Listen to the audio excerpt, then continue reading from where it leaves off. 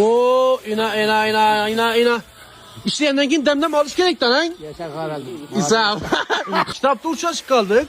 Hankalı buraya atla bile. 2 ayla. 2 ayla geldik bekledi.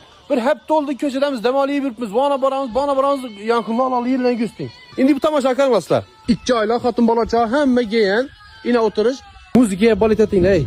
Eştin müzik eştin. Oy canım bola diyemez. 2 polat ki demberladon üstler kürsü polatın diken ba. Nav kazan ocakla udun ba. Ayranı göstermek. Demargana göre demarş gerekti buna yaptılar. Palava teklif ettiler beyte. Evet de palava vuruşma etemiz. Eğer yurt geleverin. Beni usta videoçu dediler. Oo, ona değil usta adam egensiz. Tamam mı? Usta egensiz tamam mı? Kimitin bana rejistrolde. Oo, kalk kız ina. Uçraşka yerimize karanla bizden. İna. İşine Polatya kurup yatkalla bula akşam. Özbekistan mı ise başka yapımız var bize. Ahırı endişem mi? Akşam geleceğim bana.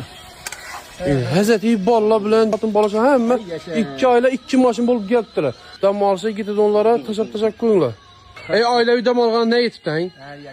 Üzerimizde Özbekistan'dan dahşet yerler var egen. Kaçkada lazım zor eken. Hem yine vardım ben. Özbekistan'ın hem yerine vardım. Lakin Kaçkada'dan biri cay yok. Aşırılar kalan aşırılar. Eşulalar var ede Türkmen karab. Aşırılar kalan. Bana gele donbosanızda bilet gerek mi, avyakassa, hemmesi yine fly xivadan bitedi.